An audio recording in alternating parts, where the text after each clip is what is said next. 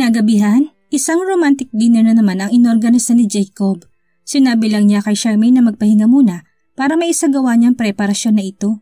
He's the man of surprises. Every day is like a Valentine's Day to him. Palagi may pasabog. But this time, hindi to basta romantic dinner lang.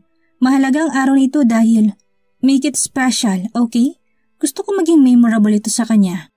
Yes, senyorito. Ngayong araw kasi ang kaarawan ni Charmaine. It's her 24th birthday at talagang pinaghandaan ito ni Jacob dahil sa may sakit nga si Charmaine na amnesia. Itong birthday lang niya na ito ang maalala niya sakaling hindi na nga bumalik ang alaala niya. Wala man silang bisita ay ginarbuhan pa rin ang gayak. Red ang theme ng birthday kaya napuno ang paligid ng mga lubong hugis puso, mga pulang rosas at mga pulang dekorasyon ang paligid ng masyon. Walang kamalay-malay si Charmaine na habang payapa siyang natutulog ay busy naman sa baba sila Jacob at mga tauhan nito. Sir, nandito na po yung magdi-deliver ng cake.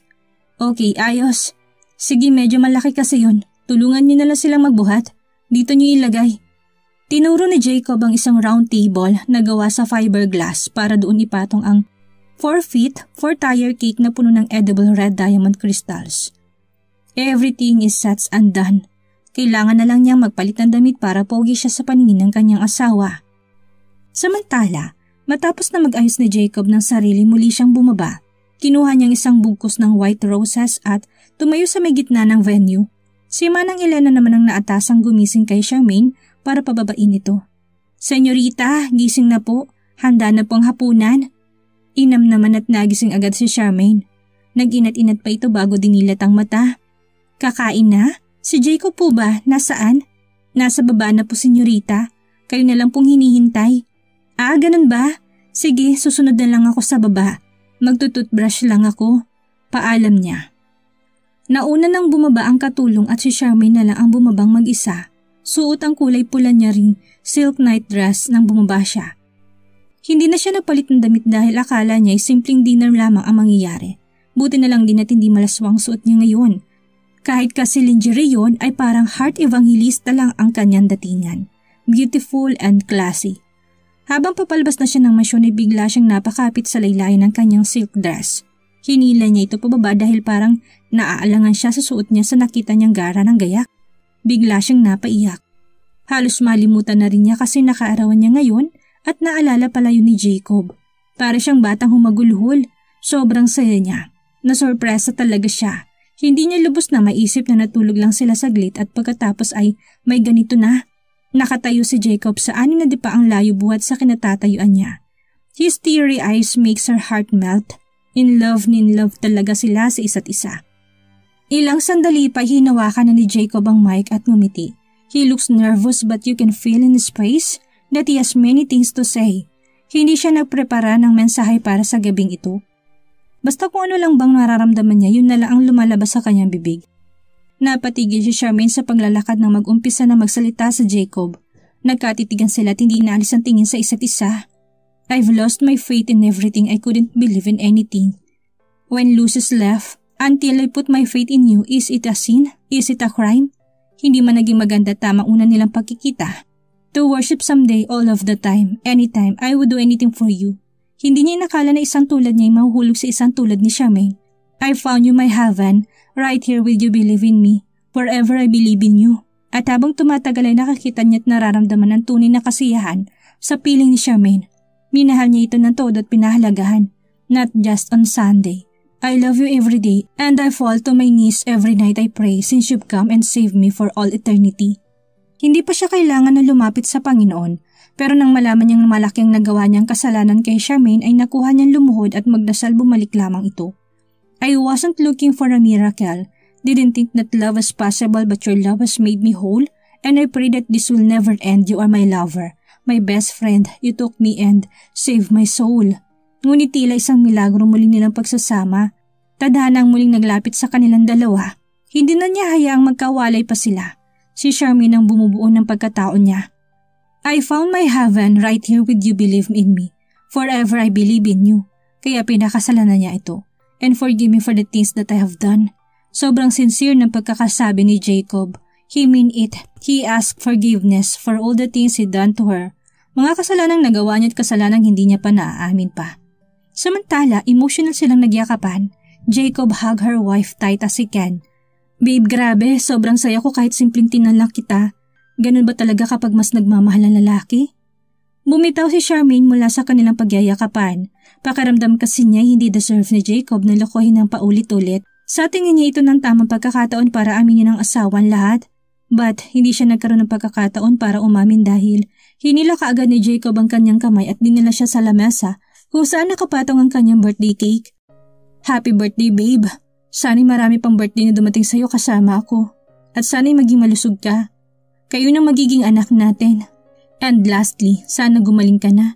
Emotional na sabi ni Jacob. Doon sa part na sinabi niyang sana'y gumaling na si Charmaine ay totoo ang wish niya. Para kasi kay Jacob ay mas magsasama sila ng maluwag kung walang lihim silang tinatago sa isa't isa.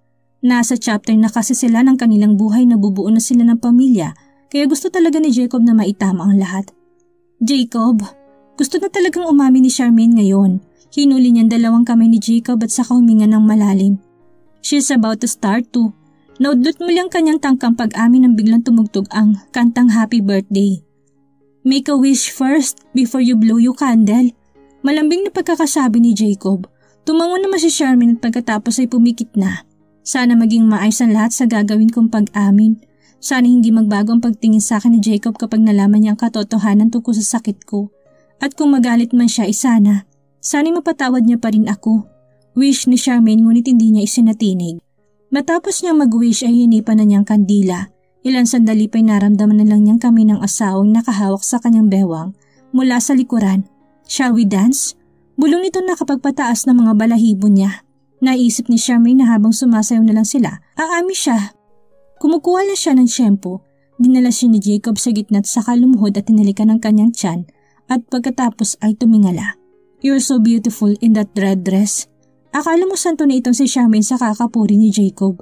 Lahat na yata ng magagandang bagay ay sinabi na niya sa asawa. Kilig to the bones tuloy ang Charmaine. Siyempre, coming from Jacob Cuevas yata yun. Nang magtapat ng kanilang mga mukha, nilagay ni Charmaine ang kanyang mga kamay sa ibabaw ng balikat ni Jacob at si Jacob naman ay sakop-sakop ang kanyang bewang. Halos dikit na dikit ang mga katawan nila habang umiindayog sa saliw ng musika. The Lady in Red. Walang mga matang nanonood sa kanila dahil mahigpit yung binili ni Jacob sa kanyang mga katulong. Gusto niyang masolo nilang gabi nito kaya pinapasok na niyang lahat ng kanyang tauhan maliban sa gwardiya sa labas. Kasabay ng mga ilaw ay nagningning ang mga mata ni Charmaine, overwhelmed by the fact that Jacob is now her forever. Bago matapos ang kantay, sabik niningkin ni Jacob ang mga labi ni Charmaine. Hinalikan niya ito ng buong puso na para bang wala ng bukas. Si Charmaine naman ay nakipagsabay na din ng halik. Feel na feel niya ang moment na ito at talagang napasaya siya ni Jacob sa kanyang kaarawan. Habang tumatagal ang kanilang halikan ay lalo pa itong lumalalim. Eto kasi si Jacob ay kung saan-saan na naman naglalakbay ang mga kamay. Kung kanina na nasa likod lamang ito ni Charmaine, ngayon ay nasa pang-upo na. Napapasinghap tuloy si Charmaine sa ginagawa ni Jacob ngunit hindi siya bumibitaw sa kanilang halikan. Buti na lang talaga't silang dalawa lang ang tao doon dahil mukhang hindi naman makapagpigil itong si Jacob. Bumaba na kasing halik niya sa leeg ng asawa. Bago pa man sila mapunta sa kung saan si Charmaine ang bumitaw. Ayaw niya kasing tapusin to na hindi umaamin. Babe, I have something important to say. May kailangan kang malaman. Wait, is that serious? Why is your faces like that? Seryoso ito. Hindi na naman natapos ni Charmaine ang sasabihin dahil may dumating na hindi inaasahang bisita. Kapwa sila napalingon dito dahil naagaw ang atensyon nila sa palakpak nito. Happy birthday, Charmaine! Mukhang wrong timing ata ang pasok ko. Nabala ko ba kayo? Ikaw naman kasi hindi mo binigay yung number mo sa akin pagkatapos mong makipag-deal. Binitin mo ko sa ere kaya heto ako nang pumunta sa'yo. Kaso birthday mo pala. Bungad ni Mr. Ching sa kanila. Bigla tuloy nagtaka si Jacob. Bakit kung makapagsalita si Mr. Ching ay parang matagal na sila magkakilala. Napalingon tuloy siya kaagad kay Charmaine. Babe, anong deal ang sinasabi niya? Magkakilala ba kayo? Anong binitin sa ere? Tila napipi naman bigla si Charmaine. Hindi niya inasahan na pupuntaan siya ni Mr. Ching sa mansyon. Kaya mahigpit niya itong pinagbilinan na ilihim na ang lahat ng napagkasunduan nila. Charmaine, don't tell me na hindi alam ni Jacob ang tungkol dito. Pasensya ka na, hindi ko kasi alam eh. Sige, aalis na lang muna ako dahil ayaw kong sirain yung birthday mo. Basta gusto ko bukas ay dala mo na hinihingi ko. Pasaring ni Mr. Ching. Hindi naman nagugustuhan ni Jacob ang tono ng mga sinasabi ni Mr. Ching. Hindi niya makuha kung anong pinupunto nito. pero malakas ang kutob niya na may tinatagong dalawang ito sa kanya. No, you'll stay. Kailangan mong linawin ang mga sinasabi mo. Ano yun? Ano yung hinihingi mo sa asawa ko? Galit at malakas na wika ni Jacob. Nagsisimula ng pumanhik ang dugo niya sa ulo at nilamukos niya ang kanyang kamaong nasa likod. Oops, easy ka lang Jacob. Huwag ka namang magalit sa akin. Nananahimik ako sa opisina ko at nagtatrabaho pero ang asawa mo lumapit at nakiusap sa akin kaya mabuti pa siya na lang ang tanungin mo. Matalim tuloy niyang tinignan si Charmaine. Obvious naman kasi na may ibig sabihin itong si Mr. Ching ngunit nananatili pa rin si Charmaine na tahimik. Umiling lang ito sa kanya at pagkatapos ay umiyak. See, hindi niya masabi kasi ayaw niya magpasabi. Isa itong malupit na sekreto namin ng asawa mo. Ano ba kasi yun? Hindi na nakapagpigil si Jacob at kinawalayuhan niya si Mr. Ching. Sasabihin mo ba uubusin ko yung mga ngipin mo? Imbis na magpasindak ay tinawanan lang siya nito. Tss, Jacob. Hanggang ngayon pa rin pala ay nagiging tanga ka pagdating sa pag-ibig. Masyado kang lango sa pagmamahal kaya wala kang kamalay-malay na tinatarantado ka na ng asawa mo. Dito na nabitawan ni Jacob ang kwelyo ni Mr. Ching. Nanghihina na siya at natatakot sa sinasabi nito. Muli niyang tinignan ng asawa. Patawarin mo ako Jacob pero mali ka nang iniisip. Mali yung sinasabi ni Mr. Ching. Hindi kita tinatarantado. Hindi alam ni Charmaine kung anong naglalaro sa isipan ni Jacob. Pero kung naniniwala siya sinasabi nito mali yun. Mali yung term na tinatarantado. Jacob's POV. Kung anong kinasaya namin kanina kabaliktaran ng ngayon, dumating kasi si Mr. Ching nang hindi namin inaasahan tapos kung ano-ano pa yung sinasabi niya. May sinasabi siyang deal daw nila ni Charmaine at binitin daw siya nito na kesyo nananahimik daw siya sa kanyang opisina at ang asawa ko raw ang lumapit sa kanya. What was that? Tinatanong ko si Charmaine ngunit wala akong makuhang sagot mula sa kanya. Nagmumukha tuloy akong tanga sa harapan nilang dalawa. Gustong-gusto ko nang sapakin itong si Mr. Ching kaso gusto ko malaman yung totoo. Palaisipan tuloy sa akin kung ano pinililihim nila sa akin. Hindi naman sa wala akong tiwala sa asawa ko pero nakakapagtaka kasi. Bakit hindi siya makasagot? Bakit ayaw niya magpaliwanag? Ibig sabihin ba ng silence means yes? Tinignan ko siya ng masama. Baka sakaling makuha siya sa tingin ngunit wala pa rin akong napala. Hindi siya makatingin sa akin ng diretso. Lalo tuloy tumitibay ang hinala kung may katotohanan ngang pasaring ni Mr. Ching. Kung totoo, paano't kailan siya nakipag-deal dito? Bantay sarado ko siya ngunit nagawa pa niyang makasalisi. Patawarin mo ako Jacob pero mali ka nang iniisip. Mali yung sinasabi ni Mr. Ching. Hindi kita tinatarantado. Umiiyak niyang sabi. Napahilamos ako ng mukha. Sa totoo ngay may deal nga sila at inilihim nila ito sa akin. I shake her shoulders begging her to explain her side. Kahit ano pa yun, iintindihin ko naman. Ganun ko siya kamahal kaso bakit ayaw niya pa rin magsalita. Nanginginig ng tuhod ko. Blanco ako kung ano yun. Imposible namang may relasyon silang dalawa dahil hindi naman sa panglalait pero pagdating naman sa ugalit itsura ay nakakalamang ako dito kay Mr. Ching. Since ayaw niya magsalita, ako na magsasalita. But I'm warning you Jacob. You stay where you are standing. Ang dami mo pa sakali. Diretsuhin mo na ako. Huwag Mr. Ching. Huwag mo sabihin, ako na lang. Ako na lang ang magsasabi sa kanya. Biglang singit ni Charmaine ngunit mabilis ko siyang sinaway at dinuro. You shut up. Kanina binigyan kita ng pagkakataon na magpaliwanag pero hindi ka nasalita. Kaya manahimik ka dyan. Sa tinatagal-tagal ay ngayon ko lang ulit na pagtaasan ng boses si Charmaine. Punong-puno na kasi ng inis ang dibdib ko. Oh, kalma. Huwag kayo magsigawan sa harap ko. Hindi ako pumunta rito para mag-away kayo. Nilingon niya si Charmaine na parang close sila sa isa't isa. Don't worry, ipapaliwanag ko sa asawa mo mabuti. Relax ka lang. Naiinis ako sa paraan ng pakikipag-usap niya sa asawa ko pero kung aawayin ko naman siya, ay mauudlot na naman ang kanyang sasabihin kaya napilitan na lang akong magsawalang kibo. Muling tinapunan ng tingin ni Mr. Ching ang aking asawa at pagkatapos ay umiling. Damn it, nakakagago na.